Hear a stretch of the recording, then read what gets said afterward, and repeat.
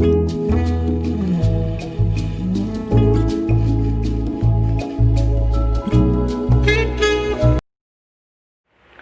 दोस्तों, sunshine institute Patan की इस एसडीएफ रेंजर्स की क्लास में आप सभी का स्वागत है। एग्रीकल्चर्स हम स्टार्ट किए हुए थे और एग्रीकल्चर्स के हमारे 7 अलग अलग वीडियो लेक्चर जो है यूट्यूब में मैंने अपलोड कर दिया था, जिसको आप सभी बढ़िया से देख रहे हैं। और हर बार की तरह मैं इस बार फिर से बोलूँगा, आपको जो है लेक्चर्स के दौरान आपको नोट डाउन करना है और उसको बार बार रिविजन करना है ना। आपको बार बार रिविजन करना ही है, क्योंकि ये जो टर्म हैं वो बड़े अलग हैं, ठीक है। और फिर से बोल रहा हूँ, आपको मोटी मोटी बुक खरीदने की ज़रूरत नहीं है। मैं जितना पढ़ा रहा हूँ उतना ही पढ़िए, क्योंकि आपको सिर्फ एग्रीकल्चर थोड़ा पढ़ना है, आपको तो दोनों पेपर का बहुत सारे सब्जेक्ट पढ़ना है। आपको पेपर 2 में अलग अलग और विषय हैं, आपके पास फिजिक्स, केमिस्ट्री, बायोलॉजी है, आपको टेक्नोलॉजी पढ़ना है, आपको इन्वायरमेंट पढ़ना है, एग्रीकल्चर फॉरेस्ट्री मैं कराऊँगा। तो भाई जो मैं पढ़ाऊँगा उसको पढ़िए, बाकी जो छोड़ा हुआ हूँ उसको आप उसमें ध्यान देंगे ना। पेपर 1 में भी आपके देखे होंगे तो मैथमेटिक्स है, रीजनिंग है, हिंदी है, इंग्लिश है, छत्तीसगढ़ी है और 50 क्वेश्चन छत्तीसगढ़ है। तो आप पूरा ध्यान अगर एग्रीकल्चर में दे देंगे, मोटी बुक खरीद के ला लेंगे और उसको अगर उसी पे ही ध्यान देंगे तो बाकी सब्जेक्ट कब पढ़ेंगे, है ना। आपको लगता भले कि टाइम बहुत है, भाई तो टाइम नहीं है, कब टाइम निकल जाता है पता नहीं चलता, ठीक है। तो मैं जितना करा रहा हूँ उसी को करिए, ठीक। मैंने एग्रीकल्चर स्टार्ट इसी कारण किया है क्योंकि हमारे क्लास के बच्चों का फिजिक्स, केमिस्ट्री, बायो ऑलरेडी मैंने कवर करा लिया था। लेकिन अगर फिर भी अगर आपको ऐसा लगता है कि उसको भी कराना है तो ये जो मैं एग्रीकल्चर और फॉरेस्ट्री होने के बाद, है ना, उसको भी करा देंगे अगर समय बचता है तो, या तो एक दिन में 2-2 वीडियो करके हम कवर कर लेंगे, ठीक है। वो आप लोग के रिस्पॉन्स के ऊपर है कि आप लोग क्या बोलते हैं, ठीक। तो आपको मैं बार बार बोल रहा हूँ, मैं जितना पढ़ा रहा हूँ उसी को पढ़िए, सफिशेंट है, ठीक है। उसके बाद हम MCQ सॉल्व करेंगे, हम टेस्ट करेंगे, तो इससे समझ में आ जाएगा, ठीक है।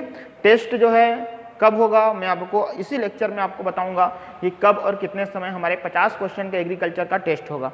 टेस्ट दिलाना बहुत जरूरी है, तभी आपको समझ में आएगा कि हमारी जो तैयारी है वो किस तरीके से है ना। लेक्चर देखना, लेक्चर में पढ़ना, बुक पढ़ना वो अलग चीज़ होती है, ऑब्जेक्टिव क्वेश्चन सॉल्व करना वो अलग चीज़ होती है ना। वो आप परफॉर्म करोगे तब आपको पता चलेगा भाई आपकी जो पढ़ाई है वो ठीक डायरेक्शन में जा रही है कि नहीं जा रही है, कि आपको और पढ़ने की ज़रूरत है, ठीक है। चलिए एक और बात बोलना चाहूँगा मैं आप लोगों से। पिछले वीडियो में मेरे कुछ नकारात्मक कमेंट आए हुए थे, आलोचना हुई थी मेरी, ठीक है। आलोचना करिए, कोई दिक्कत नहीं मेरे को, लेकिन आलोचना जब करते हो आप तो एक विनती है आपसे कि आप जो है अपने रियल आईडी के साथ करें, ठीक है। आलोचना करती अच्छी बात है, आलोचना होनी भी चाहिए, लेकिन रियल आईडी के साथ करो। फेक आईडी से कर रहे हो मतलब सीधी सी बात है, दिक्कत मेरे में नहीं है, दिक्कत आप में है, ठीक है ना। तो जब भी अगर आप आलोचना करते वीडियो का, अपने रियल आईडी के साथ करिए, ठीक है। और दूसरी बात और बता देता हूँ, मैं कोई यूट्यूबर नहीं हूँ कि मेरे को यूट्यूब से अर्न होती है, ऐसा बिल्कुल नहीं है, ठीक है। ये वीडियो मैं इस कारण डाल रहा हूँ, मेरे अपने क्लास वालों के लिए डाल रहा हूँ। इसको मैं तो पब्लिक में डाल दी हूँ, तो आप लोग भी जो बाहर वाले हैं वो लोग भी इसका यूज़ कर रहे हैं या इनका जो है आप हेल्प ले सक रहे हैं, ठीक है। अच्छी बात है, अगर आप ले रहे होंगे तो अच्छी बात है, ठीक है। लेकिन ये मेरी ये वीडियो हो रही है वो ज़्यादातर मैं अपनी क्लास वालों के लिए कर रहा हूँ, क्योंकि अभी लॉकडाउन के चलते क्लासेस नहीं लग पा रही है और इतना दिनों से वो लोग हमारे पास पढ़ रहे थे और इतनी अच्छी अपॉर्चुनिटी एसीएफ रेंजर्स की आई हुई है इस विषम परिस्थिति में, जहाँ पे कोई वैकेंसी की बोलना चाहिए कोई सुबुगाहट नहीं थी उस समय। अगर एसीएफ रेंजर्स की आई है तो उनको मेरे को एक तैयारी कराना मेरा खुद का कर्तव्य था, है ना। ऐसा तो छोड़ नहीं सकता था। अब एक ही माध्यम है यूट्यूब, हालांकि ऐप से भी हो सकता था, लेकिन ऐप में मैंने ध्यान नहीं दिया, है ना, ठीक है। तो ये सिर्फ और सिर्फ मैं अपने क्लास वालों के लिए कर रहा हूँ, बाकी मैंने इसको पब्लिक में डाला है। दूसरे लोग भी बढ़िया देखिए, अच्छे से उसको यूज़ करिए, है ना। कोई दिक्कत है तो कमेंट बॉक्स में कमेंट भी कर सकते हैं आप, है ना, उसमें कोई दिक्कत नहीं। लेकिन यार अगर आप लोग आलोचना करते हो तो आलोचना अगर कर रहे हैं तो भाई अच्छे से आलोचना करिए, अपने कमेंट में शालीनता रख के कमेंट करिए, और दूसरी बात अपने रियल आईडी के साथ करिए। नहीं तो फिर पेड वाला तो क्लासेस तो चल ही रही है बहुत से लोगों की, उनका ज्वाइन करिए, पूरा फ्री में है हमारा क्लास। तो पेड वाली क्लासेस और भी बहुत सारी सर मैम लोगों का सब चल रहा है, उनको अटेंड करिए, कोई दिक्कत नहीं है, ठीक है। तो चलिए स्टार्ट करते हैं। हमने लास्ट में जो है एग्रीकल्चर 7 हमने कवर किया था। आज जो है हमारा क्लास रहेगा वो एग्रीकल्चर 8 रहेगा, ठीक है। एग्रीकल्चर 8 में हमारा जो मेन आज का फोकस रहेगा, और जिसको मैंने एग्रीकल्चर 7 में भी आपको बोला था, वो रहेगा law of Mendel. Law of Mendel, law of Mendel, Mendel के नियम, मेंडल के नियम, ठीक है। और एक और बात ये भी है कि बायोलॉजी और एग्रीकल्चर में आप देखेंगे मैंने अधिकतर जो है टर्म इंग्लिश में यूज़ कर रहा हूँ। इंग्लिश में यूज़ इस कारण कर रहा हूँ क्योंकि बायोलॉजी और एग्रीकल्चर में इंग्लिश वर्ड ज़्यादा आसान है वनस्पत हिंदी के, ठीक है। तो इंग्लिश यूज़ कर रहा हूँ, इंग्लिश ही आप यूज़ करिए, लेकिन जब आप एग्जाम हॉल में जाएंगे और जब आप पेपर देखेंगे तो इंग्लिश पार्ट जो रहता है ना, एक साइड हिंदी रहता है, एक साइड इंग्लिश रहता है, तो आप हिंदी के साथ साथ इंग्लिश को भी देखना भाई, भूलना नहीं, नहीं तो हिंदी देखोगे तो समझ में ही नहीं आएगा, है कि नहीं, ठीक है। तो दोनों आपको देखना एग्जाम हॉल में, ध्यान में इस बात को रखना, ठीक है।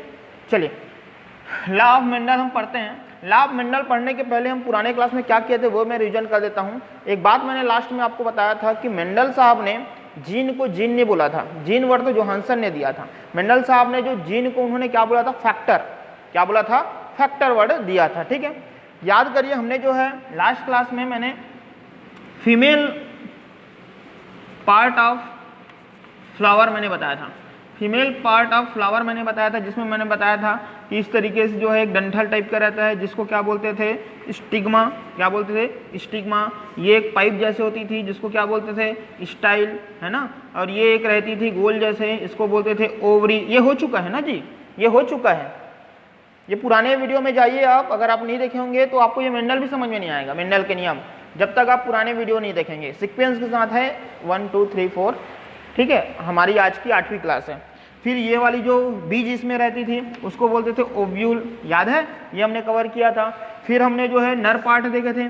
नर पार्ट में मैंने बोला था भाई कि ये वाला जो कहलाता था वो क्या कहलाता था, पोलन कहलाता था। हिंदी में इसको क्या बोलते थे, पराग बोलते थे, है ना। और ये वाले धागे जैसी संरचना होती थी जिसको क्या बोलते थे, फिलामेंट बोलते थे, याद है। ये इस तरीके से जो है ये हमने बात किया था। साथ में मैंने ये बोला था कि अगर मान लेते हैं ये पोलन जो है स्टिग्मा में अगर जाके आता है, गिरता है इसके ऊपर, उसको बोलते हैं पराग, याद करिए पराग। लेकिन इसमें क्वालिटी जो उतनी अच्छी नहीं होती तो हम कृत्रिम रूप से उस पर गिराते हैं जिसको बोलते हैं क्रॉस, क्या बोलते हैं उसको, क्रॉस। फिर क्रॉस हमने 3 प्रकार के पढ़े थे, क्या, मोनोहाइब्रिड क्रॉस, फिर डाईहाइब्रिड क्रॉस, फिर ट्राईहाइब्रिड क्रॉस। ये पूरी चीजें हमने जो है पूरा बना के हमने पूरा, ठीक है, ये देख लिया था। तो चलिए आज हम स्टार्ट करते हैं एग्रीकल्चर रेट में लॉ ऑफ मेंडल। देखिए मेंडल साहब ने 3 नियम लिए थे। ये तीनों नियम का पहले तो आपको उनमें नाम बता देता हूं, फिर एक एक करके इसके डिस्क्राइब करेंगे। पहला जो नियम है ना, पहला जो नियम है वो है लॉ ऑफ डोमिनेंस। पहला जो नियम है वो है लॉ ऑफ डोमिनेंस, या इसी को बोलते हैं क्या, प्रभाविता का नियम।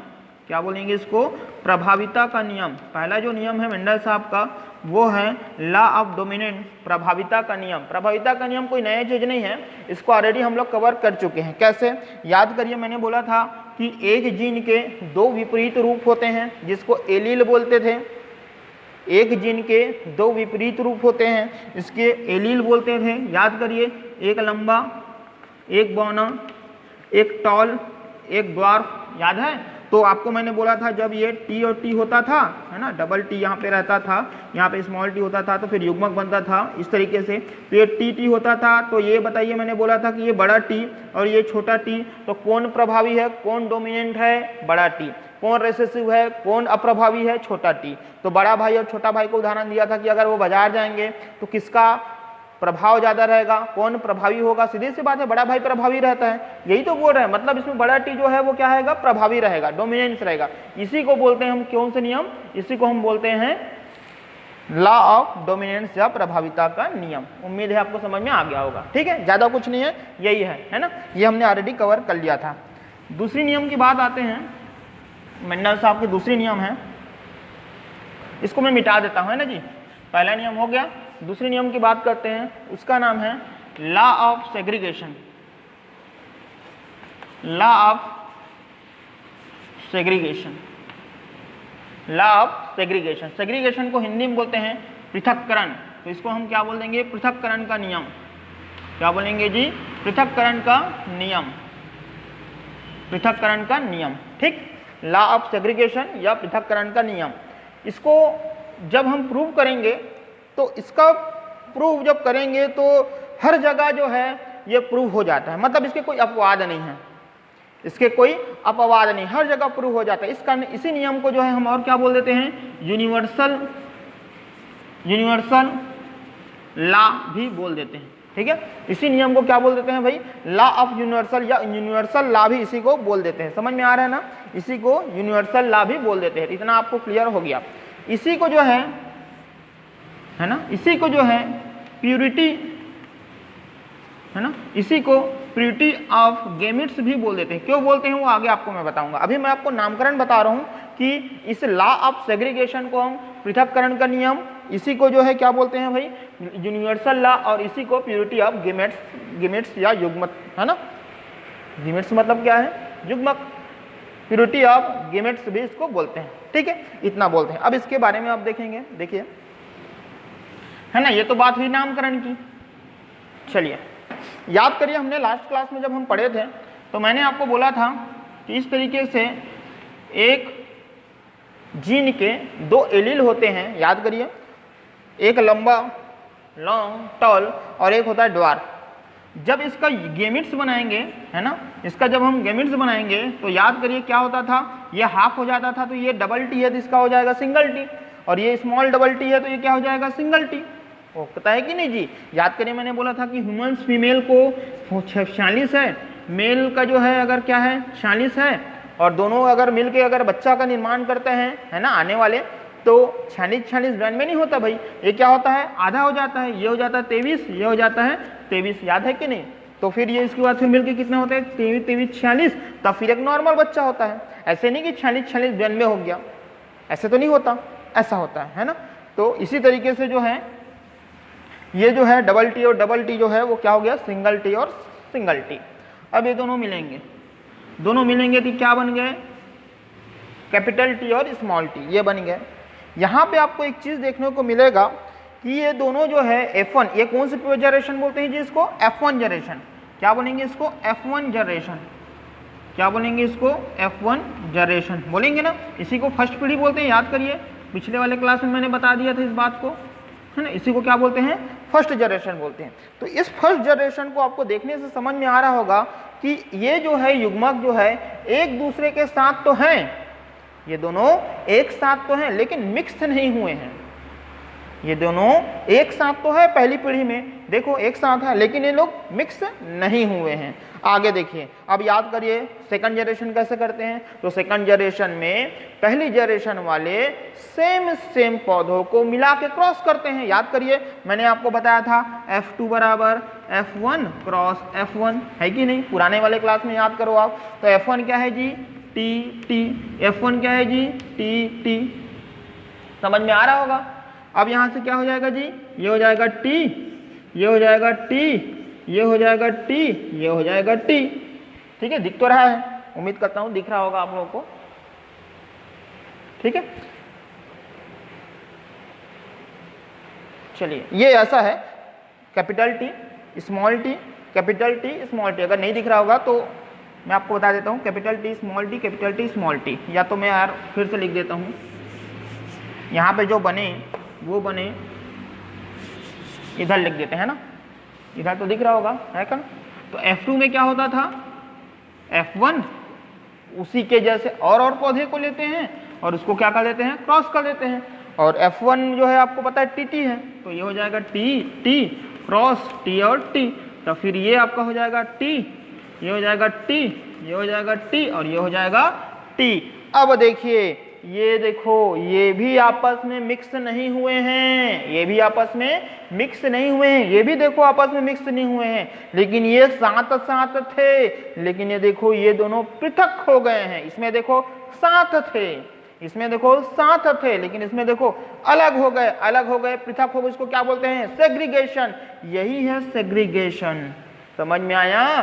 तो प्रश्न पूछेगा कि लॉ ऑफ सेग्रीगेशन में कौन से पीढ़ी में होता है ये सेग्रीगेशन, तो आप क्या बोलना, F2 जो है, F2 जनरेशन जो है, F2 जनरेशन को ही हम क्या बोल देंगे जी, F2 जनरेशन को ही हम बोल देंगे सेग्रीगेशन ऑफ गैमेट्स। ठीक है, या इसको बोलेंगे सेग्रीगेटिंग जनरेशन। क्या बोलेंगे, सेग्रीगेटिंग जनरेशन, सेग्रीगेटिंग जनरेशन। बात समझ में आ रहा है ना। उम्मीद करता हूँ आपको बात समझ में आ रहा है उसे, क्योंकि सेग्रीगेशन का मतलब होता है पृथककरण करना। और देखो ये पृथक हो रहा है, इस कनेक्टिव F2 को या सेकंड जनरेशन को सेग्रीगेटिंग जनरेशन बोलते हैं। F1 को क्या बोलेंगे, ये चूंकि अलग नहीं हुए हैं, मिक्स हो चुके हैं, मतलब मिक्स नहीं बोलना चाहिए, साथ हो चुके हैं, इसको नॉन सेग्रीगेटिंग। फर्स्ट जनरेशन को क्या बोलेंगे, नॉन सेग्रीगेटिंग जनरेशन। सिंपल तो है, सिंपल तो है जी, समझ में आया। तो ये है आपका लॉ ऑफ सेग्रीगेशन, ठीक है। इससे यही क्वेश्चन बन सकता है कि F2 को क्या बोलेंगे हम, F2 को सेकंड जनरेशन को सेग्रीगेटिंग ऑफ जनरेशन, F1 को क्या बोलेंगे, नॉन सेग्रीगेटिंग जनरेशन। सेकंड पीढ़ी में ये सेग्रीगेशन का नियम फॉलो होता है, ये हर जगह प्रूव होता है इसका, इसको यूनिवर्सल लॉ भी बोलते हैं। और यहाँ पे आप देखेंगे क्या हो रहा है इसमें कि ये गेमेट्स जो है मिक्स नहीं हुए, इसको क्या बोलते हैं, प्यूरिटी, लॉ ऑफ प्यूरिटी, ठीक है। चलिए, तो ये बात हुई मेंडल्स के सेकंड नियम। अब आते हैं मेंडल्स के तीसरे नियम के ऊपर।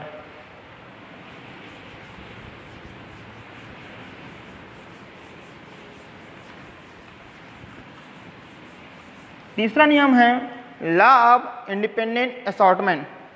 तीसरा नियम की अगर हम बात करेंगे, तीसरा नियम है law of independent assortment. Law of independent assortment, इसको क्या बोलेंगे, स्वतंत्र अपव्यूहन का नियम। क्या बोलेंगे जी, स्वतंत्र अपव्यूहन का नियम, स्वतंत्र अपव्यूहन का नियम, ठीक है। ये तीसरा नियम है, ठीक है। वो बात याद रखना जी कि मेंडल ने जो है जीन वर्ड को क्या बोला था, फैक्टर, है ना, वो आपको ध्यान में रखना है। चलिए, इसमें क्या होता है लॉ ऑफ इंडिपेंडेंट असॉर्टमेंट में, देखिए मम्मी पापा उनके द्वारा उनके से हम बनते हैं, पता है ना आपको। तो मम्मी पापा के जीन से जब अगले पीढ़ी आती है तो उनके अलग अलग लक्षण अलग अलग होते हैं, सीधी सी बात है। जैसे जीन एक है ना, मम्मी पापा के द्वारा जो हम बने हुए हैं, तो हमारे दो अलग अलग लक्षण मतलब मेरे मान लेते हैं मेरी हाइट और मान लेते हैं मेरी बाल की लंबाई, दो अलग अलग लक्षण हुए हैं। क्या ये दोनों एक जैसे हैं, क्या इनकी लंबाई एक जैसे है क्या? अरे मान लो मैं लड़की भी मान लो मैं लड़की अगर भी होता तो भी मेरी क्या जो बाल हैं वो मेरी हाइट के जैसे होंगे क्या? नहीं होंगे, बिल्कुल सी बात है। मतलब इसको मैं क्या बोल सकते हैं कि मम्मी पापा से दो अलग अलग जो हम ट्रांसफर होते हैं जीन, है ना, उससे अलग अलग स्वतंत्र रूप से होते हैं, मतलब एक दूसरे को प्रभावित नहीं करते। मतलब अगर मान लो दो लक्षण आए हुए हैं, एक मेरी लंबाई और एक मेरी बाल की लंबाई, वो एक दूसरे को प्रभावित नहीं करते हैं, दोनों अलग अलग हैं। सही तो है। अगर मान लेते हैं मेरी हाइट की बात करूं या मेरी आंखों की कलर की बात करूं, उसमें भी देखोगे तो दोनों अलग अलग हैं। अरे अलग अलग लक्षण है तो अलग अलग हैं, यही तो है स्वतंत्र अपव्यूहन का नियम। बात समझ में आ रहा है? मतलब दो लक्षण अलग अलग ही होते हैं। क्लियर है? इसको बोलते हैं क्या? स्वतंत्र अपव्यूहन का नियम। लेकिन इस नियम में कुछ अपवाद भी है, इस नियम में अपवाद भी है। मतलब कोई ऐसे दो लक्षण जिसमें एकदम सेमिच दिखता है जी, एकदम सेम दिखता है। मैंने अभी क्या बोला इस नियम के अकॉर्डिंग कि इस नियम में दो जो लक्षण होते हैं एक ही जीन के, वो दोनों अलग अलग होते हैं। लेकिन ऐसा है इस मेंडल के नियम में अपवाद भी है, एक्सेप्शन भी है, इसमें अपवाद भी है। उस अपवाद को क्या बोलेंगे? उस अपवाद को बोलते हैं लिंकेज। क्या बोलते हैं? लिंकेज। ये आपके सिलेबस में भी है, अगर आप सिलेबस देखेंगे तो ये सिलेबस में भी है कि कुछ दो लक्षण आपस में इतने संबंध रखते हैं, जुड़ते हैं, इसको क्या बोला जाता है? लिंकेज। मतलब कुछ लक्षण क्या होते हैं? एकदम संबंध रखते हैं, एकदम घनिष्ठ रखते हैं। क्योंकि मेंडल्स के ये जो इंडिपेंडेंट असॉर्टमेंट नियम में मैंने अभी क्या बोला कि दो लक्षण जो होते हैं वो एक दूसरे से भिन्न होते हैं, मैंने बोला है ना। लेकिन अपवाद क्या है कि कई बार क्या होता है कि दो लक्षण एकदम समान संबंध रखते हैं, उसी को क्या बोलते हैं? लिंकेज। तो उम्मीद करता हूँ इतना आपको बात समझ में आया होगा, है ना। यही इसके एक्सेप्शन है, यही इसके अपवाद है, लिंकेज। ठीक है, खत्म, मेंडल्स नियम खत्म। ठीक है, चलिए इतना ही पढ़ना है यार, ज्यादा बिल्कुल कुछ नहीं पढ़ना है, इतना ही पढ़ना है। ठीक है, मिटा दें इसको। चलिए, बहुत इंपॉर्टेंट टॉपिक अब हम कवर करेंगे, उनका नाम है इनहेरिटेंस। हेडिंग डालिए इनहेरिटेंस, हेडिंग डालिए इनहेरिटेंस, हेडिंग डालिए इनहेरिटेंस, बहुत ही इंपॉर्टेंट है और एकदम उम्मीद है आपको पूरा समझ में आने वाला है। देखिए आपको पता है पीढ़ी दर पीढ़ी, पीढ़ी दर पीढ़ी, पता है पिताजी से हमसे हमारे बच्चे, पीढ़ी दर पीढ़ी डीएनए जो है वो पास होती है, सबको पता है पीढ़ी दर पीढ़ी डीएनए जो है वो पास होती है। एक क्वेश्चन मेरे को बताइए, है ना, इस आंसर आप मेरे को बताना, DNA present in, DNA present in, पहला मगर मैं हिंदी में लिखूं, केंद्रक में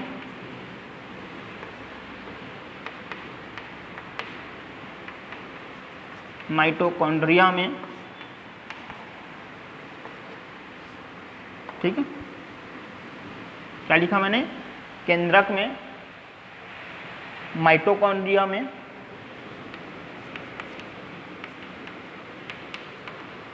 क्लोरोप्लास्ट में, उपर्युक्त सभी में। चलिए जल्दी से जल्दी जो है आप सोचिए और अपने कॉपी में इसका आंसर बताइए। क्या प्रश्न है? अब चूंकि क्लास में रहते हैं तो खड़े होकर पूछवाता आप लोगों से। अब आप लोग अपने ईमानदारी से बताइए कि डीएनए उपस्थित किसमें होता है, केंद्रक में, माइटोकॉन्ड्रिया में, क्लोरोप्लास्ट में कि सभी में?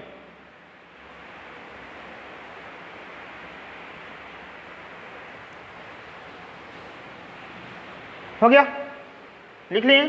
चलिए देखिए, डीएनए प्रेजेंट होते हैं केंद्रक में, बिल्कुल सही है, होते हैं ना, डीएनए तो सीधी सी बात है केंद्रक में होते हैं, न्यूक्लियस में होते हैं। याद करिए आपको मैंने बताया था सेमी ऑर्गेनल्स, याद करिए उसमें मैंने बताया था कि ये पहले जो है बैक्टीरिया थे और बैक्टीरिया के जो है डीएनए होते हैं, याद करिए।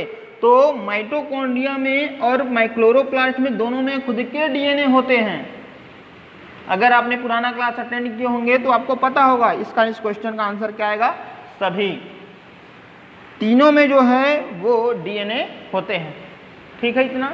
चलिए ठीक है, अगर आप लोगों का आंसर सही आया होगा मतलब आप जो है पढ़ रहे होंगे, पुराना क्वेश्चन भी आप देख रहे होंगे। ठीक है, चलिए बढ़ते हैं आगे इनहेरिटेंस में। देखिए सबसे पहले बात करते हैं न्यूक्लियस डीएनए।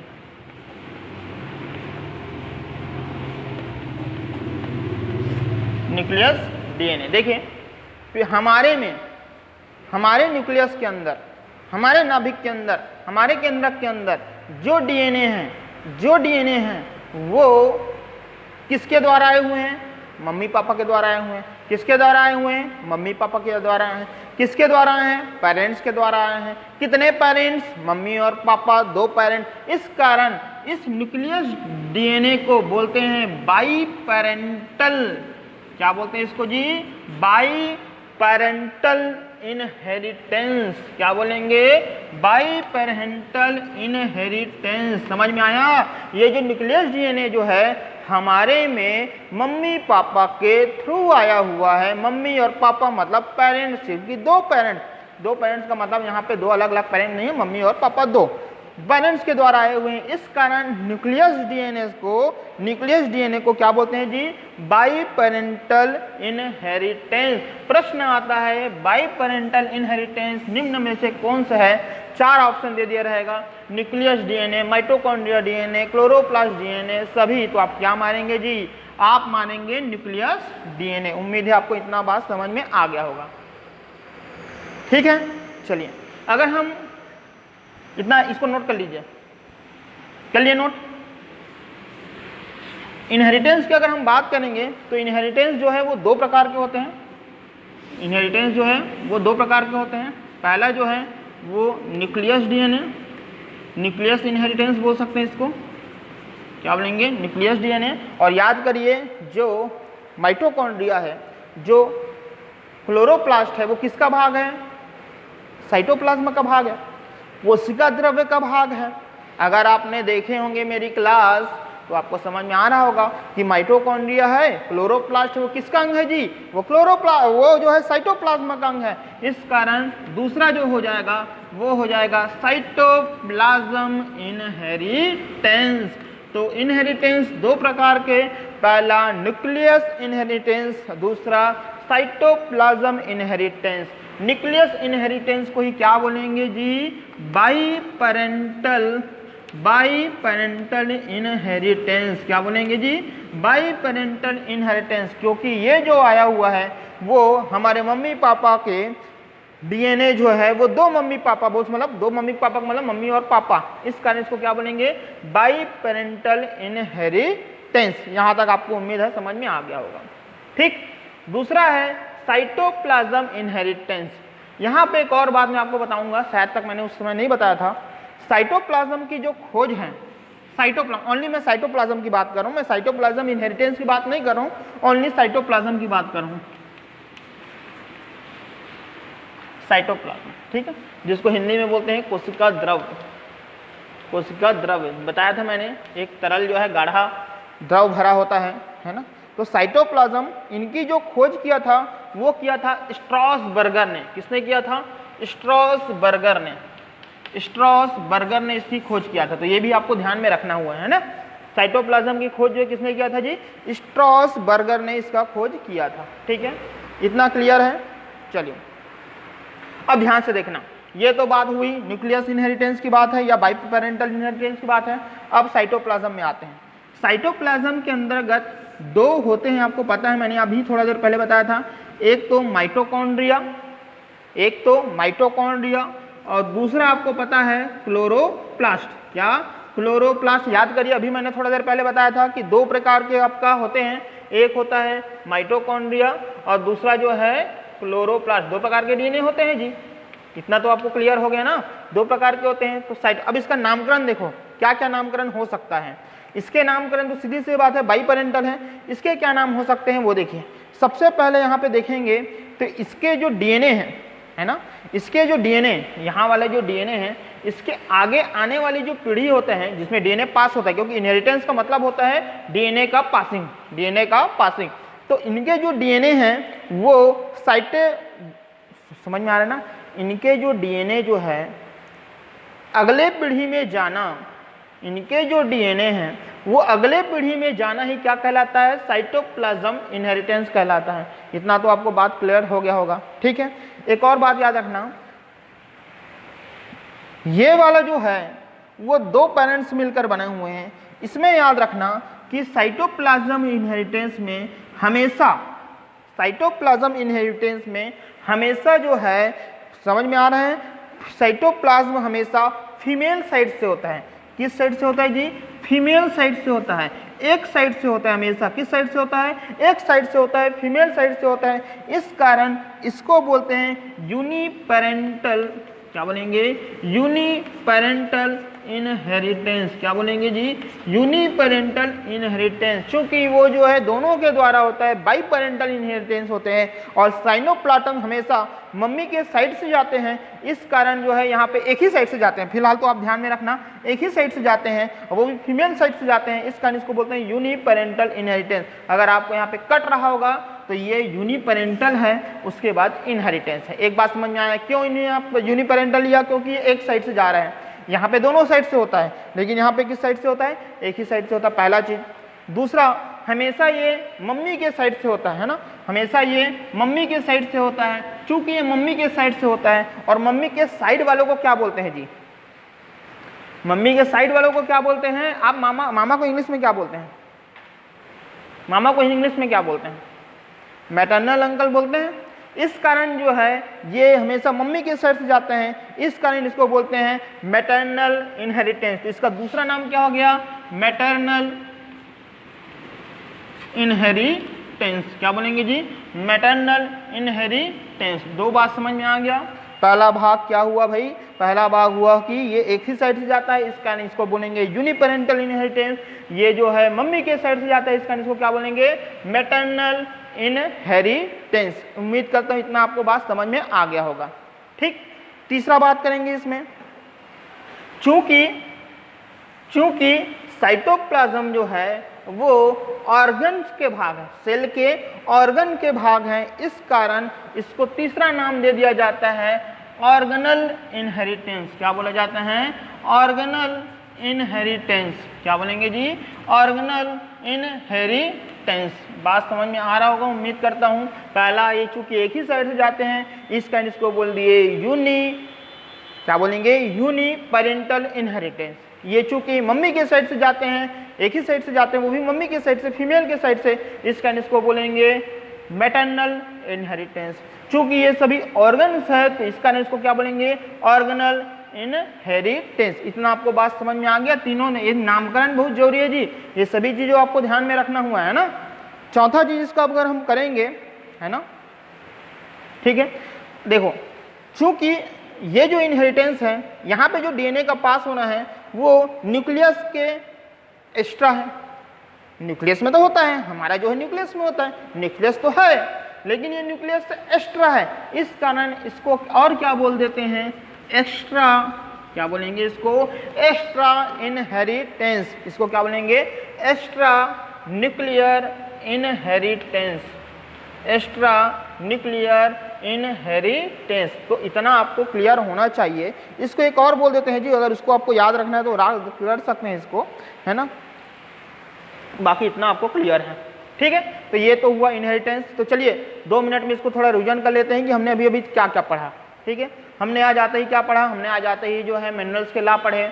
मेंडल्स के लॉ करने के पहले मैंने एक चीज बोला था भाई कि मेंडल्स साहब ने जीन को जो है क्या वर्ड बोला था? फैक्टर बोला था। फिर मैंने बोला मेंडल ने 3 नियम दिए थे। पहला जो है लॉ ऑफ डोमिनेंट, प्रभाविता का नियम। बड़ा जो हमेशा क्या होता है? प्रभावी होता है। लंबा हमेशा क्या होता है? प्रभावी होता है। दूसरा मैंने क्या दिया था? Law of segregation. Law of segregation मतलब पृथक्करण का नियम। चूंकि ये हर जगह यूनिवर्स समान है, प्रूव हो जाता है, इस कारण इसको यूनिवर्सल लॉ भी बोलते हैं और इसको प्यूरिटी ऑफ गिमेट्स भी इस नियम को बोलते हैं, ठीक है। इसमें मैंने क्या बोला था कि भाई पहला जनरेशन होता है, उसके बाद दूसरा जनरेशन में उसी सेम पौधे को क्रॉस कर दिया जाता है। क्योंकि उस दूसरे जनरेशन में अलग अलग होते हैं, इस कारण दूसरे जनरेशन को ही क्या बोल देते हैं भाई? सेग्रीगेटिंग जनरेशन बोलते हैं दूसरे जनरेशन को। और पहले जनरेशन चूंकि उसमें एक साथ रहते हैं, इसलिए उनको नॉन सेग्रीगेटिंग जनरेशन बोलते हैं। क्लियर तो है, सिंपल तो है। तीसरा जनरेशन है, तीसरा नियम हमने क्या पढ़े थे मेंडल का?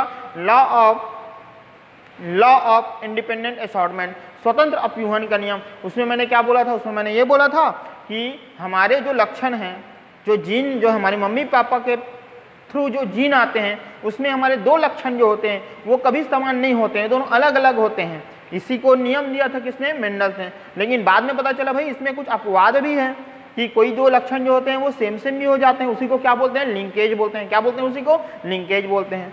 उसके बाद हमने नया वर्ड यूज किया था, नया चीज, इनहेरिटेंस। क्या बोले थे? इनहेरिटेंस। इनहेरिटेंस क्या होता है? डीएनए का एक पीढ़ी से दूसरी पीढ़ी में पास होना ही तो इनहेरिटेंस कहलाता है। डीएनए का एक पीढ़ी से दूसरी पीढ़ी में पास होना ही क्या कहलाता है? इनहेरिटेंस कहलाता है। इनहेरिटेंस 2 प्रकार के हैं। पहला आपको मैंने बताया था, याद करिए, न्यूक्लियस इनहेरिटेंस, और दूसरा याद करिए आपको मैंने बोला था कौन सा इनहेरिटेंस जी? Cytoplasm inheritance. न्यूक्लियस डीएनए में क्या होता है भाई? इसमें जो होता है मम्मी पापा के थ्रू जो है हमारे में डीएनए आता है, पास होता है। चूंकि मम्मी पापा के द्वारा हो रहा है, मम्मी पापा मतलब 2 लोगों के द्वारा हो रहा है, इस कारण इसको बोलते हैं बाइपेरेंटल इनहेरिटेंस। साइटोप्लाज्म में देखेंगे तो साइटोप्लाज्म में जो है डीएनए भी होता है। कौन कौन सा होता है? माइटोकॉन्ड्रिया होता है और क्लोरोप्लास्ट होता है। तो चूंकि ये जो है न्यूक्लियस के अलावा हो रहा है, इस कारण इसको एक्स्ट्रा न्यूक्लियर इनहेरिटेंस बोलते हैं। इसमें जो होता है हमेशा डीएनए पास एक साइड से होता है, इस कारण इसको यूनी पेरेंटल इनहेरिटेंस भी बोलते हैं। जैसे इसको मैंने पहले वाला में लिखा था ना, यूनिपेरेंटल, हमेशा मम्मी के साइड से होता है, इस कारण इसको क्या बोलते हैं जी? मैटरनल इनहेरिटेंस बोलते हैं। और ये चूंकि अंग है, इस कारण इसको ऑर्गेनल इनहेरिटेंस बोलते हैं। Clear, complete inheritance. लेकिन अभी थोड़ा सा इसमें एक चीज बचा हुआ है, वो जो है आपको याद करना पड़ेगा जी। अभी तक के जितने क्लासेस हुए हमारे, अभी तक सब समझने वाले थे। अभी थोड़ा सा आगे जब आप पढ़ेंगे, आगे मैं आपको प्लांट ब्रीडिंग पढ़ाऊंगा, ये सेल खत्म हो जाएगा। अभी मेरे ख्याल से 2-3 क्लास अभी और लग जाएगा, 2-3 क्लास इसी को खत्म करने में लगेगा, है ना। 2-3 क्लास जब इसको खत्म करेंगे हम, उसके बाद मैं प्लांट ब्रीडिंग पढ़ाऊंगा। तो अब जितने भी धीरे धीरे आएंगे वो सब थोड़ा सा याद करने वाला रहेगा, ठीक है। आगे देखो, अभी मैं कोई खरपतवार नहीं पढ़ा रहा हूँ, अभी कोई सॉइल साइंस नहीं पढ़ा रहा हूँ, है ना। ये सभी चीजें आपको याद करने वाला रहेगा, रटने वाला रहेगा, ठीक है। उसका नोट्स भी मैं दे दूंगा, ग्रुप में हमारे कोचिंग वाले, ठीक है, उसको मैं दूंगा, जल्दी से दे दूंगा, है ना। लेकिन ये जो चीज़ है वो समझने वाली है। आगे अभी प्लांट ब्रीडिंग पढ़ेंगे 2-3 क्लास के बाद, 2-3 क्लास अभी इसको और लगेंगे, उसके बाद मैं आपको प्लांट ब्रीडिंग बताऊंगा, है ना। तो उसके लिए जो है अच्छे से आपको पढ़ना पड़ेगा। चलिए इसके आगे हम कवर करते हैं। यहाँ तक उम्मीद करता हूँ आपको समझ में आ गया होगा, ठीक है। यहाँ पे एक और, यहाँ पे जो दूसरा जो था साइटोप्लाज्म इनहेरिटेंस, है ना। पहला इनहेरिटेंस था न्यूक्लियस इनहेरिटेंस, दूसरा जो था साइटोप्लाज्म इनहेरिटेंस। तो प्रश्न अगर पूछेगा भाई साइटोप्लाज्म इनहेरिटेंस की खोज किसने किया था, तो याद रखना कार्ल क्रॉन्स किसका खोज किया था भाई, साइटोप्लाज्म इनहेरिटेंस का। साइटोप्लाज्म इनहेरिटेंस की खोज जो है किसने किया था भाई, समझ में आया ना, कार्ल क्रॉन्स। साइटोप्लाज्म की खोज किसने किया था, अभी मैंने आज स्टार्ट किया था स्ट्रॉसबर्गर ने। किसने, स्ट्रॉसबर्गर ने। वहां पे स्ट्रॉसबर्ग कर लेना, बर्गर बोल दिया था, स्ट्रॉसबर्ग कर लेना, ठीक है, स्ट्रॉसबर्ग ने। और साइटोप्लाज्म इनहेरिटेंस की खोज किसने किया था, कार्ल क्रॉन्स ने। अच्छा क्वेश्चन है, इसको ध्यान में रख लेना, ठीक है। प्रश्न अगर आता है किस प्लांट में किया था, साइटोप्लाज्म इनहेरिटेंस की खोज किसने किया था, कार्ल क्रॉन्स ने किया था। किस प्लांट में किया था, है ना, उस प्लांट का नाम क्या है। तो ये चीजें मैंने आपको अभी थोड़ा देर पहले बोला कि आपको तो याद करना पड़ेगा। उस प्लांट का नाम है मिराबिलिस जलापा। इस प्लांट का नाम है मिराबिलिस जलापा, मिराबिलिस जलापा। तो याद करना है जी, मिराबिलिस जलापा क्या है जी, मिराबिलिस जलापा, ठीक है, याद हो जाएगा। कार्ल क्रॉन्स ने किया था, किसमें किया था, मिराबिलिस जलापा में किया था। याद अगर रखना है तो यहां से आप ले लेंगे कार्ल क्रॉन्स का C और मिराबिलिस का M, CM। अगर आपको ट्रिक अगर आपको बनता है ना, हालांकि ये ट्रिक उतना सही नहीं है, लेकिन अगर 4 ऑप्शन अलग लगाएगा उसमें आपको M से यहाँ से आप मिराबिलिस जलापा आप याद रख सकते हैं, ठीक है। तो कार्ल क्रॉन्स, या तो आप इस तरीके से भी याद रख सकते हैं यार, साइटोप्लाज्म में जो है तरल द्रव होता है ना, तरल द्रव होता है। द्रव होता है मतलब एक तरीके से आप ले लो पानी होता है, और पानी मतलब ये जलापा जल, बढ़िया तो है, बढ़िया तो है, जलापा जल। और ये साइटोप्लाज्म मतलब एक तरीके से क्या हुआ, पानी तो है ना, तरल द्रव्य होता है साइटोप्लाज्म, कोशिका द्रव, ठीक है। तो किसने किया था, कार्ल क्रॉन्स ने किया था। किस पौधे में किया था, मिराबिलिस जलापा में किया था, ठीक है जी। चलिए इसके कुछ एग्जाम्पल लिख लेते हैं हम, कुछ एग्जाम्पल लिख लेते हैं हम। याद करना तो पड़ेगा ना, याद तो करना पड़ेगा, ठीक है, ऐसे तो काम नहीं चलेगा, आपको याद तो करना पड़ेगा। एग्जाम्पल लिखिए, पहला मेल स्टेरिलिटी, क्या लिखे हमने, male sterility in plant, male sterility in plants. आपको अगर नहीं दिख रहा होगा,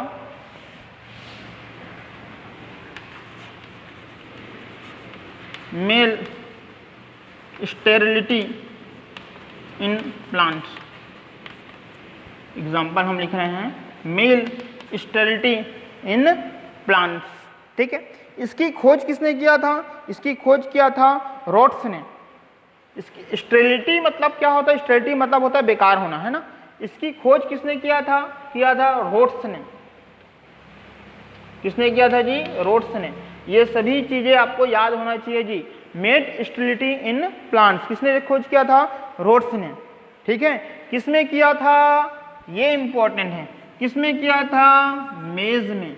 किसमें किया था, मेज में। किसमें किया था, कट रहा है क्या, किसमें किया था, मेज में। किसमें किया था जी, मेज में, ठीक है। मेज मतलब मक्का, किसमें किया था, मेज में। याद रखना, मक्का मेज, आगे हम पढ़ेंगे ना सभी चीजें, ये मक्का वक्का सब आएगा, तो ध्यान में रखना, किसमें, मक्का में।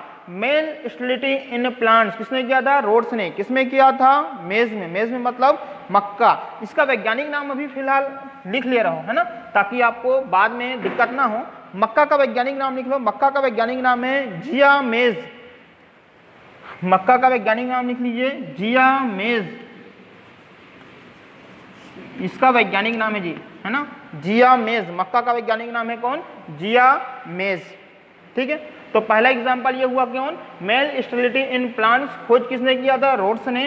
किसमें किया था, मेज, मेज मतलब मक्का में, और मक्का का वैज्ञानिक नाम है जिया मेज, ठीक है। दूसरा लिखिए आयोजाप इन मेज,